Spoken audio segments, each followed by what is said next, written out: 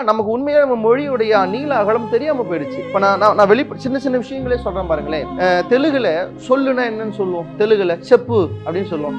செப்பு எப்ப வந்தது தெலுங்குக்கு? முதல்ல தெலுங்குல சொல்லக்கூடிய செப்புங்கிறது தெலுங்கு சொல்லே கிடையாது, தெரியுமா? தமிழ் சொல். பாரதியார் பாடுகிறார்ல, செப்பு மொழி 18 எனில் சிந்தனை ஒன்றுடையால். இப்ப பாரதியார் காலத்துல இருந்து வந்ததா? கிடையாது.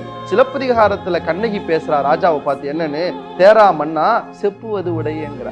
2000 வருஷத்துக்கு முன்னாடி செப்பு ஏன் தமிழ் சொல்? இன்னைக்கு தமிழ்ல யாராவது செப்புன்னு பேசுறீங்களா? பேசுறது இல்ல. சொல்லுங்கிறதுக்கு 47 சொற்கள் தமிழ்ல இருக்கு. அதுல பறைதல்ங்கிறது ஒரு சொல். நம்ம இப்ப அதை சொல்றது இல்ல. ஆனா கேரளா போனீங்கன்னா எந்த பறையும் அவன் எடுத்துக்கிட்டான். இன்றைக்கு நாம் பறையும் சொல்வதல் இல்லாமல் போனதால், நாம் இன்றைக்கு செப்பு என்பது சொல்லாமல் போனதால் அது தமிழ் இல்லை என்பது ஒருபோதும் ஆகாது. ஏன்னா செப்புங்கிற சொல்லுக்கு 2000 வருஷத்துக்கு முன்னாடி என்கிட்ட லிட்ரேச்சர் ஆதாரம் இருக்கு. தெலுங்குல 2000 வருஷத்துக்கு முன்னாடி லிட்ரேச்சர் ஆதாரம் இருக்கா?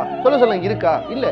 அப்ப இது ஏத்துக்க ஏன் தயங்குறாங்கன்னா, நம்ம மக்களிடமே அதை கொண்டு வந்து சேர்க்கல. நீங்கள் கன்னடத்துல இருக்கிற பல சொற்கள் நம்முடைய சொற்கள், தெலுங்குல இருக்கிற பல சொற்கள் நம்முடைய சொற்கள். காணப்பெற்றல தெலுங்குல சொல்ல அப்படின்னா என்ன? நான் பார்க்கல.